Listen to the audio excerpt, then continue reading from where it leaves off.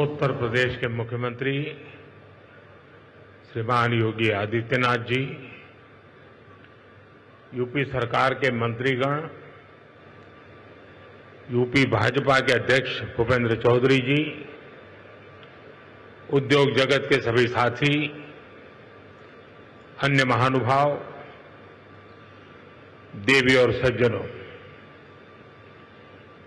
UP international trade show में आए सभी ट्रेडर्स, इन्वेस्टर्स, एंटरप्रेन्योर्स और नौजवान साथियों का मैं हृदय से बहुत बहुत अभिनंदन करता हूं। मुझे खुशी है कि यहां 2200 से अधिक एग्जीबिटर्स अपने प्रोडक्ट्स और सर्विसेज का प्रदर्शन कर रहे हैं। इस बार ट्रेड शो का कंट्री पार्टनर रूस है, यानी इस ट्रेड शो में हम एक टाइम टेस्टेड पार्टनरशिप को और भी मजबूत कर रहे हैं। मैं मुख्यमंत्री योगी जी को, सरकार के अन्य सभी साथियों को, स्टेक होल्डर्स को इस आयोजन के लिए बहुत बहुत बधाई देता हूं। साथियों, आज हम सभी के मार्गदर्शक पंडित दीनदयाल उपाध्याय जी की जयंती है। दीनदयाल जी ने हमें अंत्योदय की राह दिखाई थी। अंत्योदय यानी जो सबसे आखिर में है उसका उदय, गरीब से गरीब तक विकास पहुंचे और हर भेदभाव समाप्त हो, यही अंत्योदय है। और अंत्योदय में ही सामाजिक न्याय की मजबूती रही हुई है। और आज विकास का यही मॉडल भारत दुनिया को दे रहा है। साथियों, मैं आपको एक उदाहरण दूंगा। आज विश्व में हमारे फिनटेक सेक्टर की बहुत चर्चा है। इस फिनटेक सेक्टर की सबसे खास बात है कि इसने समावेशी विकास को, इंक्लूसिव डेवलपमेंट को बहुत ताकत दी है, बढ़ावा दिया है।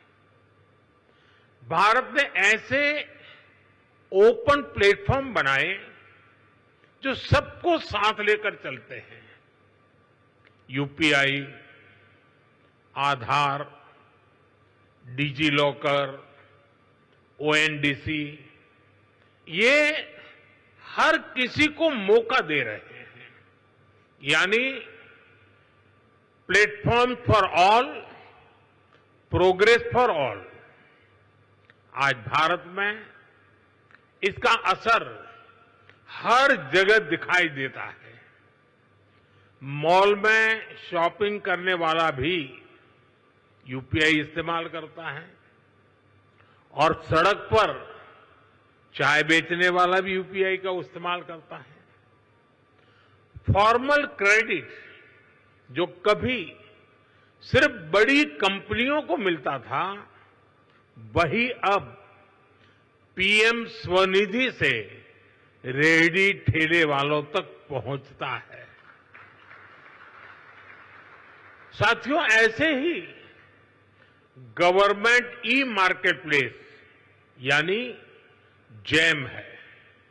एक समय था, अब सरकार को कोई सामान बेचना और बड़े प्लेयर्स के बस की बात, उन्हीं के कब्जे में था एक प्रकार से। लेकिन आज जैम पोर्टल से करीब 25 लाख सेलर्स और सर्विस प्रोवाइडर्स उससे जुड़े हुए हैं और सरकार को सप्लाई का काम कर रहे हैं।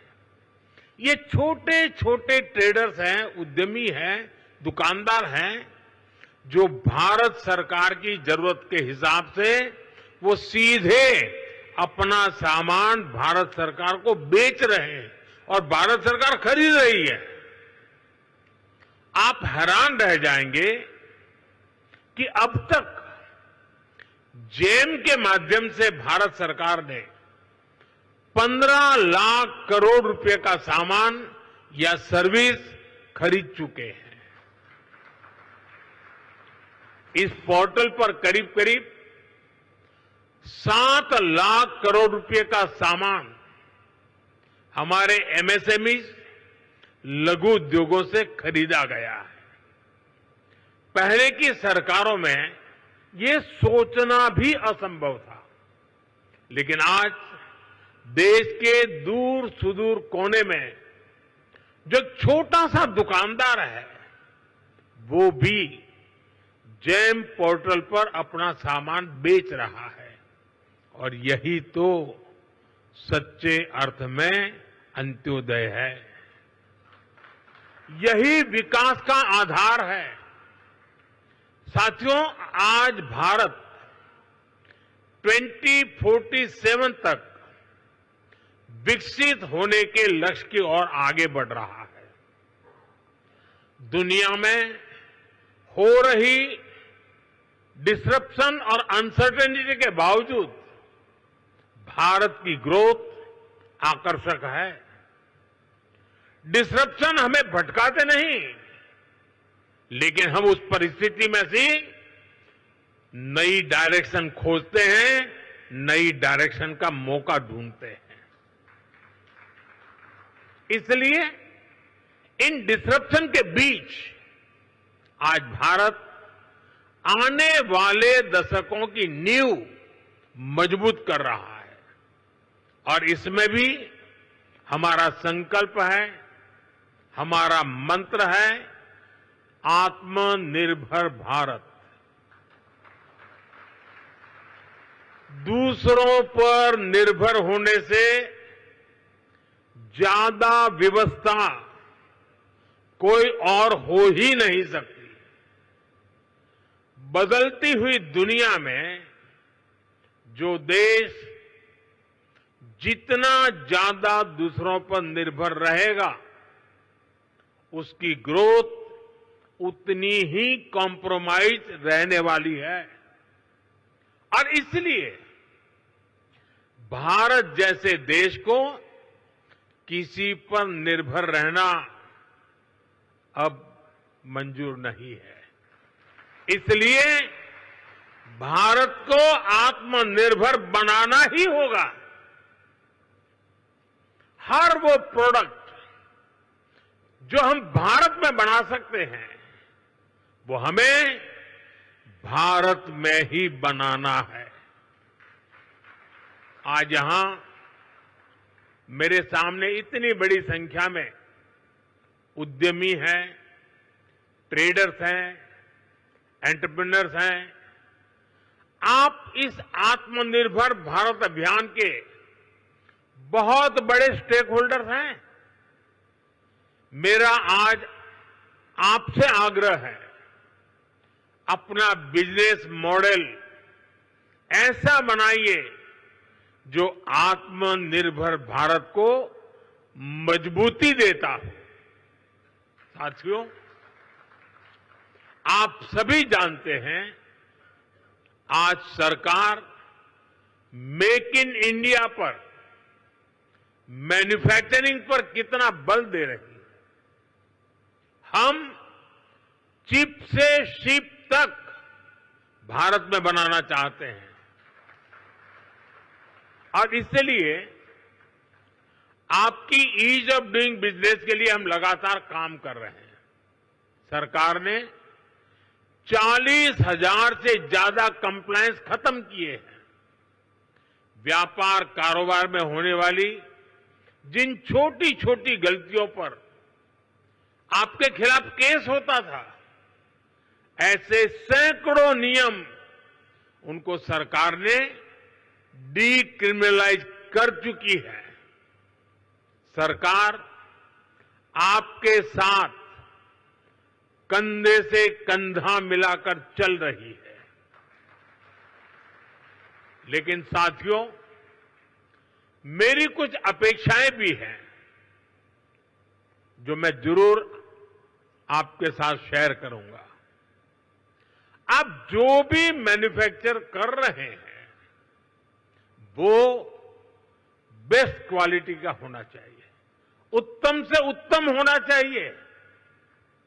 आज देशवासियों के मन में ये बात है कि स्वदेशी उत्पादों की क्वालिटी में लगातार सुधार होता रहे, यूजर फ्रेंडली हो, लंबे समय तक काम आने वाले हो।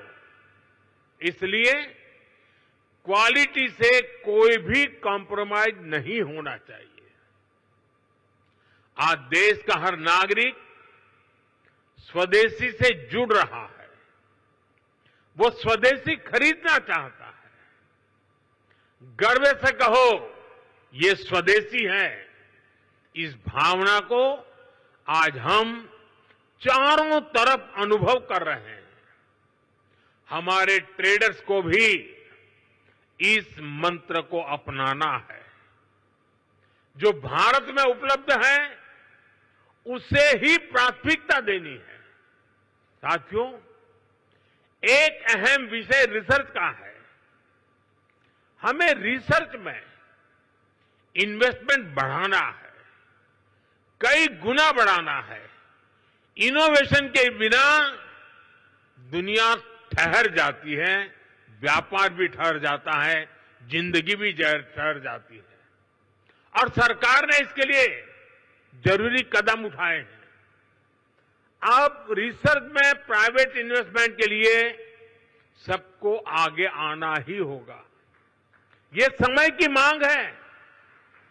हमें स्वदेशी रिसर्च का, स्वदेशी डिजाइन और डेवलपमेंट का पूरा इकोसिस्टम बनाना है। साथियों, इन्वेस्टमेंट के लिए हमारा उत्तर प्रदेश भी अद्भुत संभावनाओं से भरा हुआ है।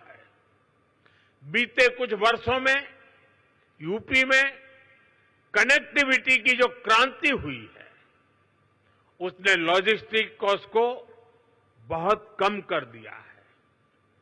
यूपी देश में सबसे ज्यादा एक्सप्रेस वे वाला प्रदेश बन चुका है। यूपी देश के सबसे अधिक इंटरनेशनल एयरपोर्ट वाला प्रदेश है। ये देश के 2 बड़े डेडिकेटेड फ्रेट कॉरिडोर्स का हब है।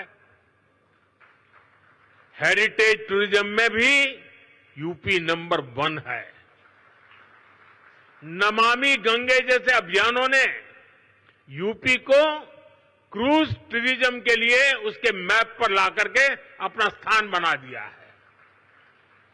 वन डिस्ट्रिक्ट वन प्रोडक्ट ने यूपी के अनेकों जिलों के प्रोडक्ट को इंटरनेशनल मार्केट में पहुंचा दिया है।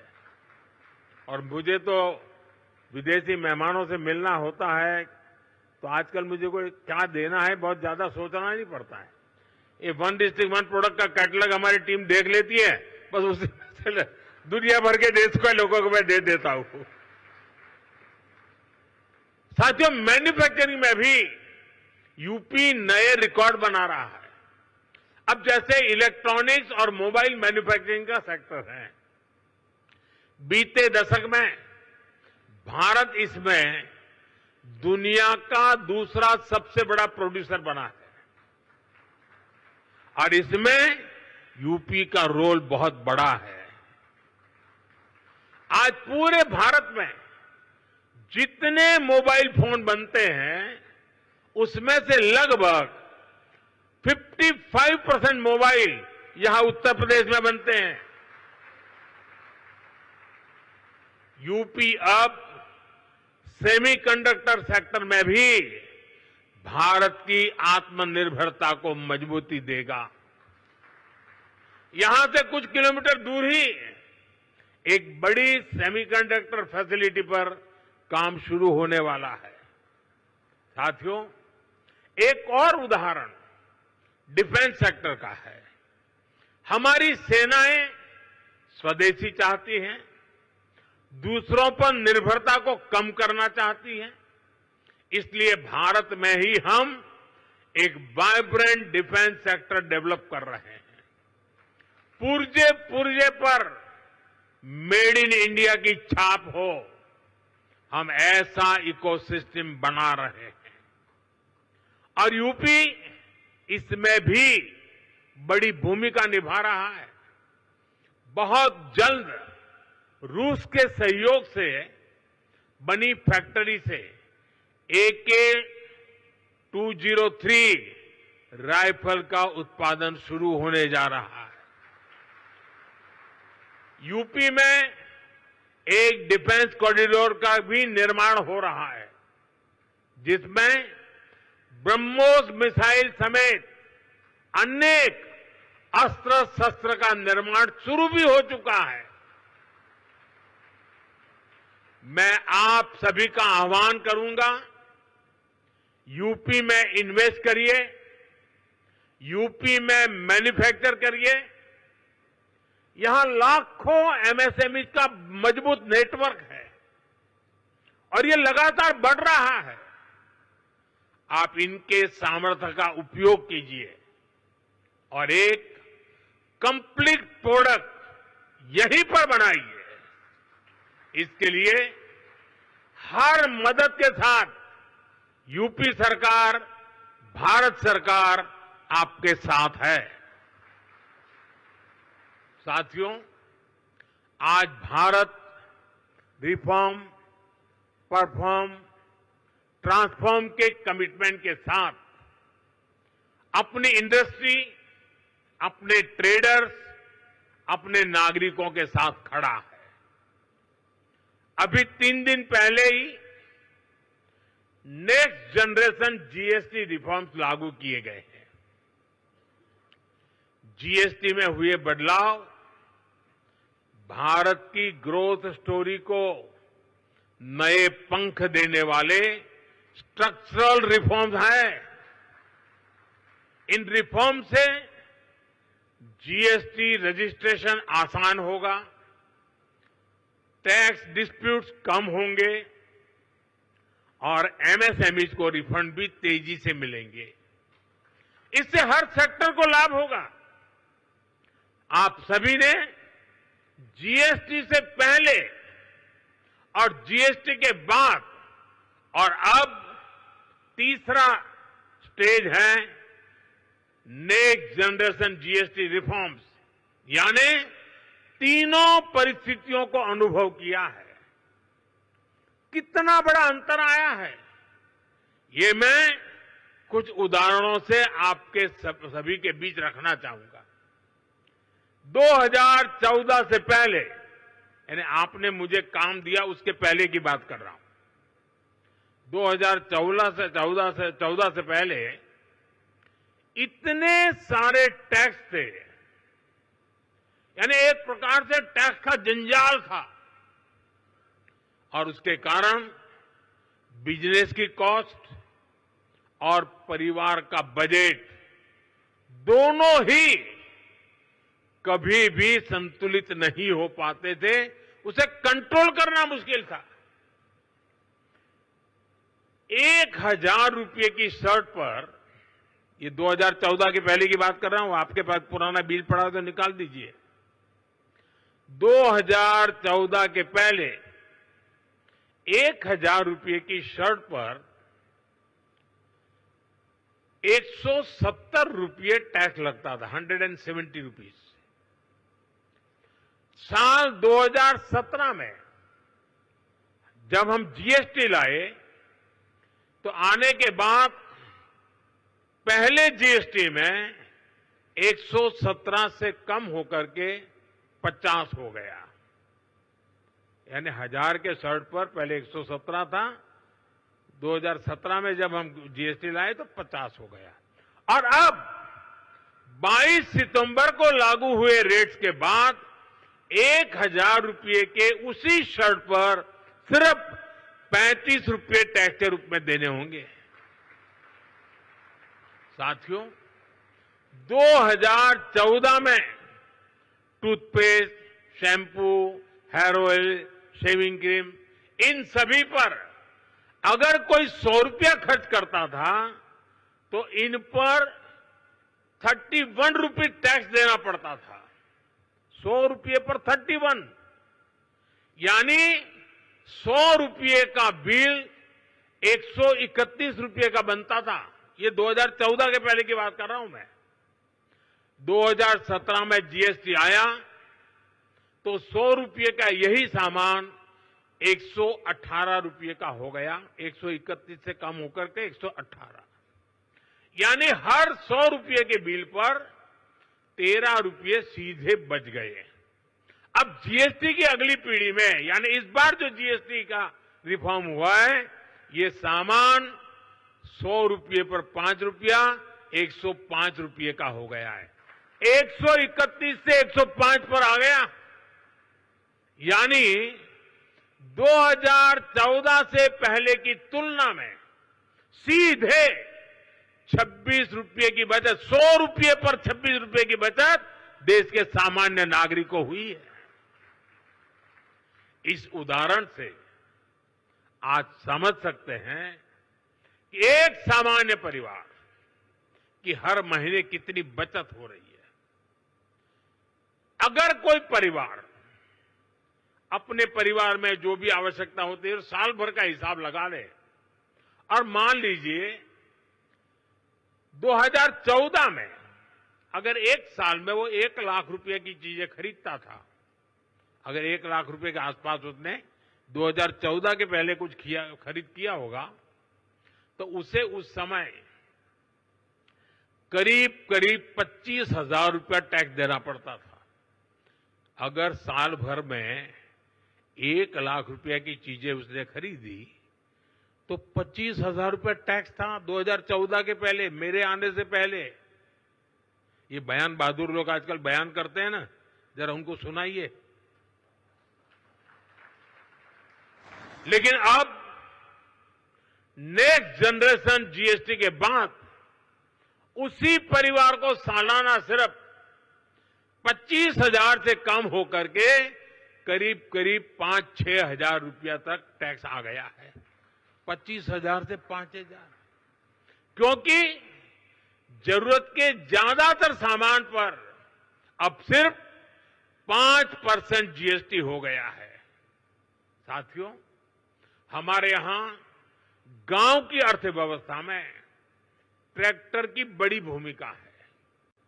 2014 से पहले एक ट्रैक्टर खरीदने पर 70,000 रुपये 70,000 रुपये से अधिक टैक्स देना पड़ता था। ये 2014 से पहले 70,000, अब उसी ट्रैक्टर पर सिर्फ 30,000 रुपये का टैक्स लग रहा है। यानी किसान को सीधे एक ट्रैक्टर पर 40,000 रुपये से अधिक की बचत हो रही है। ऐसे ही 3 व्हीलर गरीब के लिए रोजगार का बहुत बड़ा माध्यम है। साल 2014 से पहले एक 3 व्हीलर करीब 55,000 रुपये का टैक्स लगता था। एक 3 व्हीलर पर 55,000 रुपये टैक्स लगता था। अब उसी 3 व्हीलर पर जीएसटी करीब 35,000 रह गया है, यानी सीधे 20,000 रुपये की बचत हुई है। ऐसे ही जीएसटी कम होने की वजह से स्कूटर 2014 की तुलना में करीब 8,000 रुपये और मोटरसाइकिल करीब 9,000 रुपये सस्ती हुई है। यानी गरीब, नियो मिडिल क्लास सबकी बचत हुई है। लेकिन साथियों, इसके बावजूद कुछ राजनीतिक दल देश के लोगों को भ्रमित करने का प्रयास कर रहे हैं।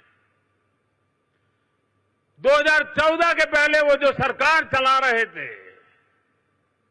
उसकी नाकामियां छिपाने के लिए कांग्रेस और उसके साथी दल जनता से झूठ बोल रहे हैं। सच्चाई ये है कि कांग्रेस सरकारों के समय टैक्स की लूट मची हुई थी और लूटे हुए धन में से भी लूट होती थी। देश के आम नागरिक को टैक्स की मार से निचोड़ा जा रहा था। ये हमारी सरकार है जिसने टैक्स को बड़े पैमाने पर कम किया है, महंगाई कम की है। हमने देश के लोगों की आमदनी बढ़ाई है और बचत भी बढ़ाई है। जब 2014 में उनकी सरकार थी, 2 लाख रुपए तक इनकम टैक्स माफ था, 2 लाख रुपए सिर्फ। आज 12 लाख रुपए की इनकम को टैक्स फ्री करना और नए जीएसटी रिफॉर्म से ही इस साल देश के लोगों को 2.5 लाख करोड़ रुपए बचने जा रहे हैं। देशवासियों के जेब में 2.5 लाख करोड़ रुपया बचेगा और इसलिए तो देश आज गर्व के साथ जीएसटी उत्सव मना रहा है, जीएसटी बचत उत्सव मना रहा है।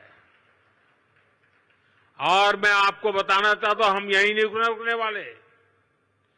2017 में हम जीएसटी लाए, आर्थिक मजबूती का काम किया और 2025 में फिर से लाए, फिर आर्थिक मजबूती करेंगे और जैसे जैसे आर्थिक मजबूती होगी टैक्स का बोझ कम होता जाएगा।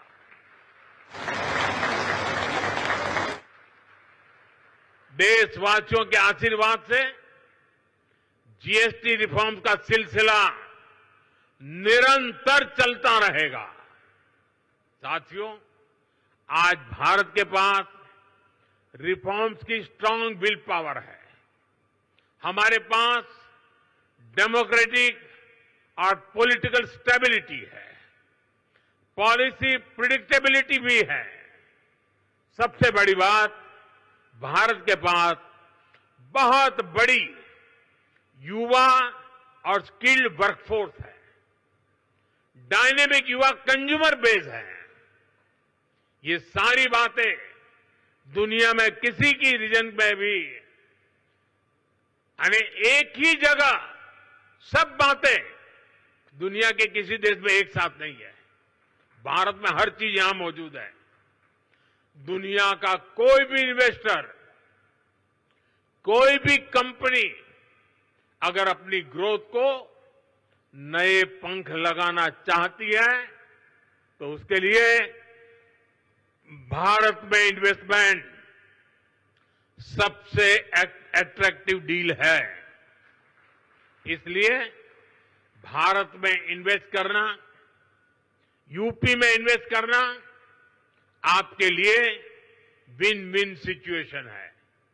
हम सभी के प्रयास मिलकर विकसित भारत बनाएंगे, विकसित यूपी बनाएंगे। एक बार फिर आप सभी को इंटरनेशनल ट्रेड शो के लिए मैं बहुत बहुत शुभकामनाएं देता हूं। बहुत बहुत धन्यवाद।